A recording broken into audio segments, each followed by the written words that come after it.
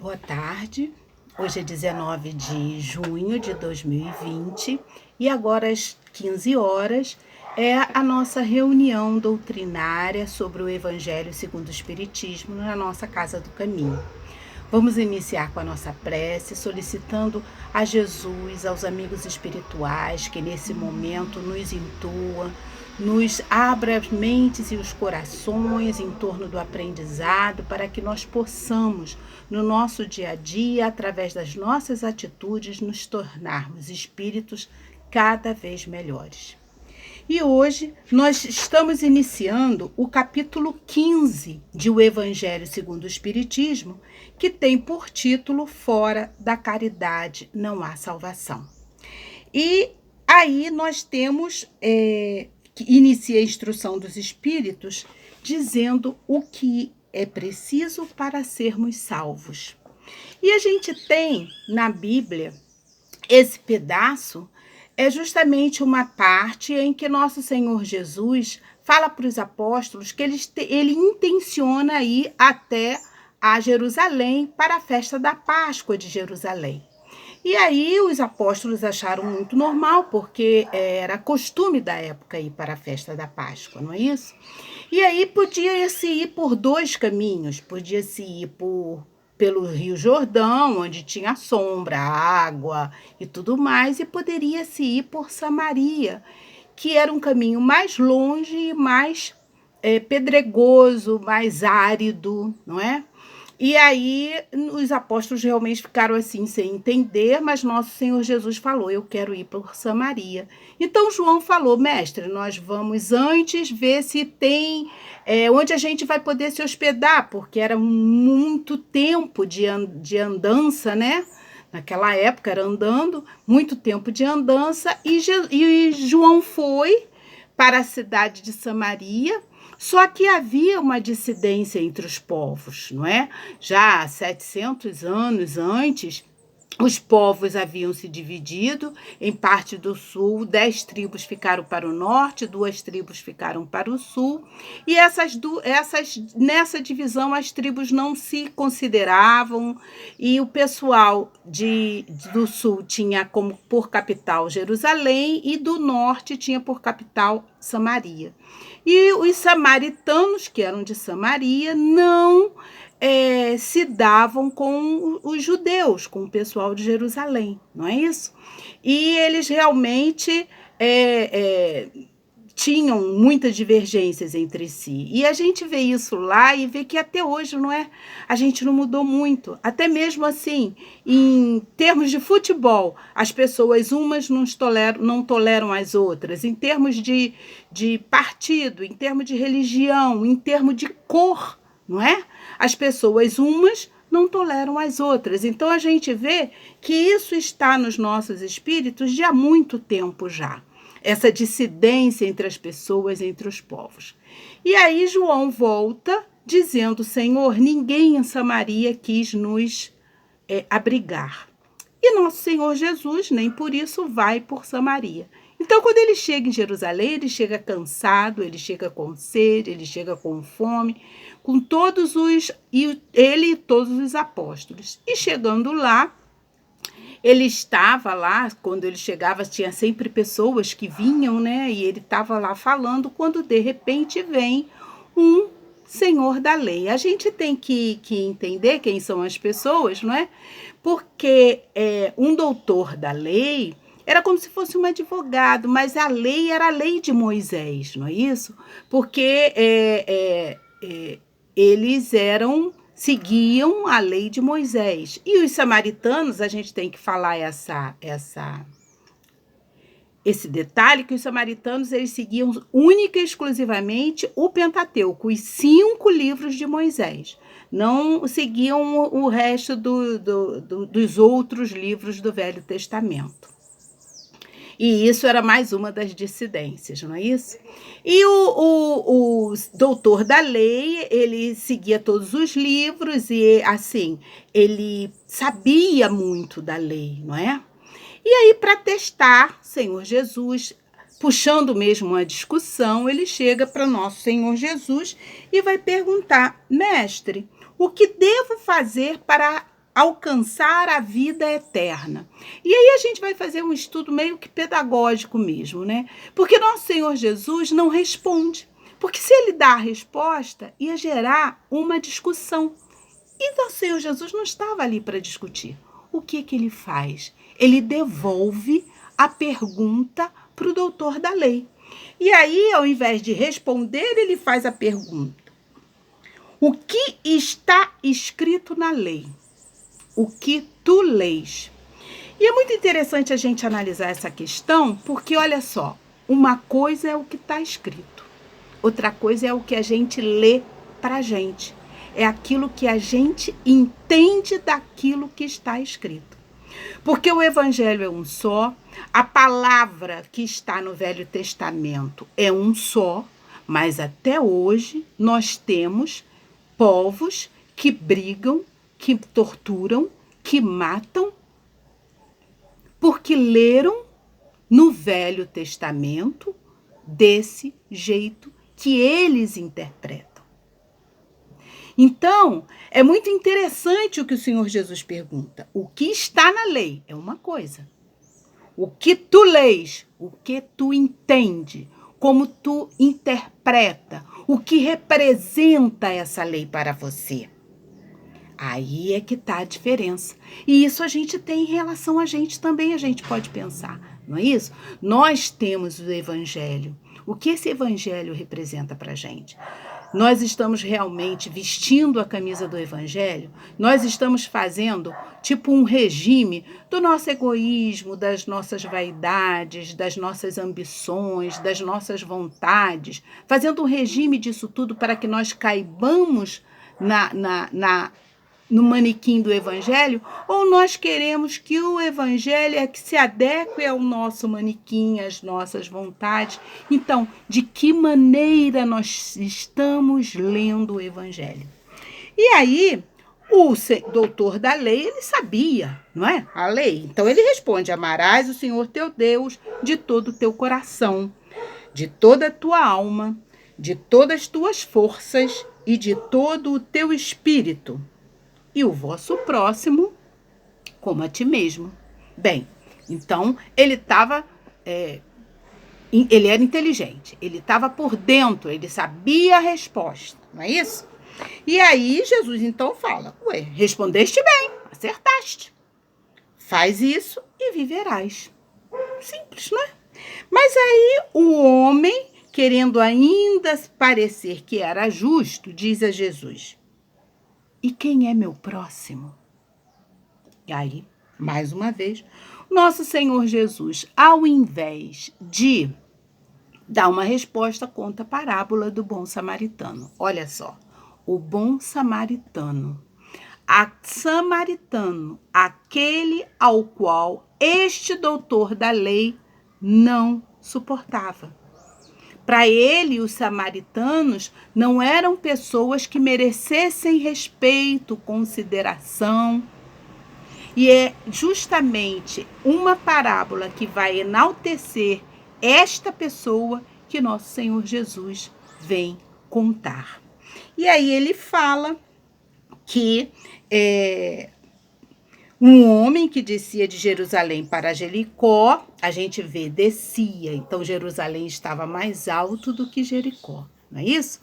E como era realmente a época de Páscoa, era um local em que havia muitos assaltos, muitos isso, muito aquilo, né? Era normal de se entender isso aí.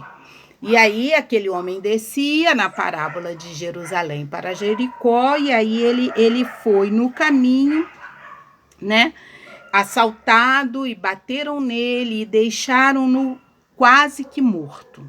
E neste tempo vem um sacerdote descendo. Se ele está descendo, ele está vindo de Jerusalém. Ele está vindo da cidade do templo. Ele é um sacerdote. Ele é responsável pela palavra, por disseminar o conhecimento em relação às leis de Deus.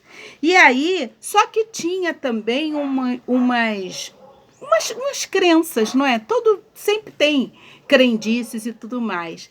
E aí tinha uma crendice de que um sacerdote não podia tocar num corpo morto, porque ele se tornaria imundo. Então, quando ele vê aquela pessoa, ele pensa muito nele. Se ele toca, ele vai se tornar imundo. E quem seria aquela pessoa? Que o interessante nessa parábola é que esta pessoa que está caída, que foi assaltada, que está ferida, essa pessoa, não é dito quem é essa pessoa. Não é dito a nacionalidade, não é dito se ele é samaritano, se ele é levita, se ele é doutor, se ele é mendigo, não é dito nada.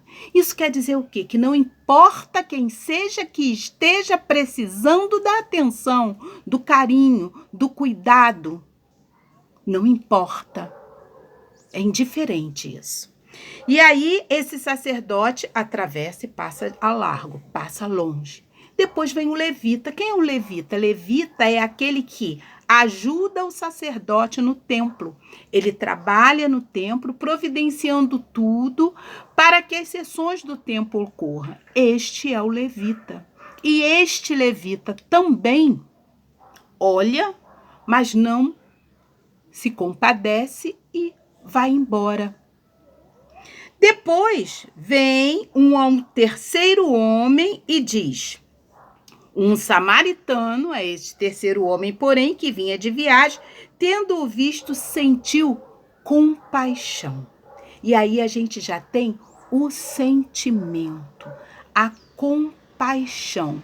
E é interessante que a gente volte ao mandamento de Deus, que Deus manda que amarás o Senhor teu Deus com todo o teu coração, com toda a tua alma, com todas as tuas forças e com todo o teu espírito. E aí a gente tem, né? O coração seria o sentimento, não é isso? E quando lá eles falam todas as tuas forças, é com todo aquilo que na tradução veio força, mas seria com todas as suas posses, com tudo aquilo que você tem, não é? Tanto que em Jerusalém haviam as ofertas. Ofertava-se aquilo que se produzia ao longo do ano. Quando era a festa da Páscoa, eles iam e ofertavam a parte de suas rendas, não é? Daquilo que eles produziam, daquilo que eles ganhavam. E essa era todas as suas forças. E aí, este homem, este samaritano, ele vem, ele aproxima-se daquele homem caído, ele trata das feridas daquele homem com azeite e vinho, que era da época, né? O vinho no sentido de fazer uma desinfecção por conta do teor alcoólico e o azeite por conta de ser um unguento. E o enfaixou, né? E em seguida colocou sobre seu cavalo e levou, como se ele fosse um escravo. Ele levou este homem até a uma hospedaria e tomou conta dele. Quando, no outro dia, ele tinha seus compromissos, ele fala para o dono da hospedaria para continuar cuidando, dá 10 denários, quer dizer, dar a ele. Além da atenção, quer dizer, cuidou com o coração, com a sua alma, ele deu a sua força, ele deu 2 denários, ele deu um pouco daquilo que ele tinha ganho, ele deu em prol do homem que ele achou caído, que para ele era um desconhecido, não é isso? E falou, se alguma coisa precisar, quando eu voltar, eu vou e cobro. E aí, nosso Senhor Jesus, depois de contar a parábola, fala: qual desses 3 te parece o próximo que caiu nas mãos do assaltante? Então, Jesus, mais uma vez, devolve para o doutor da lei aquela questão que o doutor da lei tinha colocado para ele responder. E aí, não vamos pensar que ele falou o samaritano. Não, ele falou aquele que foi misericordioso com ele. E aí Jesus vem e fala, vai e faz o mesmo. E aí o que a gente tem para nós em relação a essa lição, não é isso? São inúmeras as vezes que a gente realmente passa pela rua e vê pessoas, né, jogadas, mal vestidas, muitas vezes com fome, com sede, maltrapilho, não é isso? Aí a gente tem muitas iniciativas nossas mesmo, de cristãos, não só espíritas, mas várias religiões, e independente até de religiões, as pessoas doam cobertores, doam alimentos, doam até mesmo dinheiro, não é isso? Mas é interessante que as pessoas doam, mas muitas das vezes ainda tem seus preconceitos. Doam para aquele que está mais pobre, doam para aquele em que a miséria está gritando por socorro. E aí, diante de tudo que a gente vê, de tudo que a gente escuta, de tudo que a gente lê, de tudo que a gente estuda, é impossível, no ponto em que nós estamos, não atingir, não atender a isso. Mas às vezes a gente esquece daquele que está do nosso lado e que também está precisando de alguma coisa. Porque às vezes a necessidade não é material, existem as necessidades materiais. E para as necessidades materiais, o socorro há de ser material. Muitas vezes a pessoa está com fome e o outro fala, vou orar por você. Sim, vou orar por você. Mas a pessoa precisa, naquele momento, de comida, de pão, de arroz, de feijão, de algo que sustente o corpo físico. E a gente precisa ter esse discernimento. Qual é a real necessidade do outro? É física? É espiritual? Oração todos nós precisamos. Mas, às vezes, as pessoas precisam de coisas físicas. E a gente tem que começar a se desprender daquilo que a gente tem, que a gente usa, que está sobrando. A gente precisa saber reconhecer quem são os nossos samaritanos.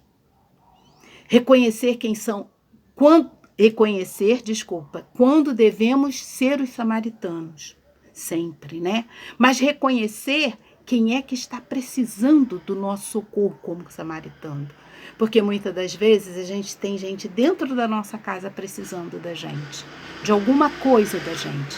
E a gente, por orgulho, por amor próprio, entre aspas, a gente se nega, a gente se fecha e a gente não cumpre esse mandamento de Deus, de amar a Deus sobre todas as coisas, com todas as forças, de alma e de espírito, e ao próximo como a nós mesmos. E a gente tem que ver quem é o próximo, porque muitas vezes o próximo não é da nossa família. Às vezes é da nossa família e não é tão próximo. Quantas pessoas vivem tão juntas e não são tão próximas. Mas a gente se reconhecer como família universal. E como família universal, entender que o marginal, a prostituta, o homossexual, o negro, o branco, o amarelo, o índio, qualquer um de nós é o nosso próximo. E o próximo está dando uma oportunidade para nós sermos um pouco melhores. Precisamos reconhecer isso, no sentido de que toda vez, como nosso Senhor Jesus disse, toda vez que fizerdes a um desses pequeninos, será a mim que estareis fazendo. Que nós possamos, dentro do nosso estudo, dentro do nosso esforço, dentro da nossa motivação, ir ao outro, chegar ao outro, reconhecer no outro a necessidade dele e satisfazer a necessidade dele com aquilo que a gente tem, com aquilo que a gente pode, na certeza de que a felicidade do outro é que vai realmente mudar o mundo. Se cada um pensar no outro, toda a coletividade ficará bem. Que Jesus nos ampare, que Jesus nos proteja e que Jesus possa fazer com que cada vez mais nós consigamos atender às necessidades daqueles que necessitam. Que Jesus realmente nos abençoe.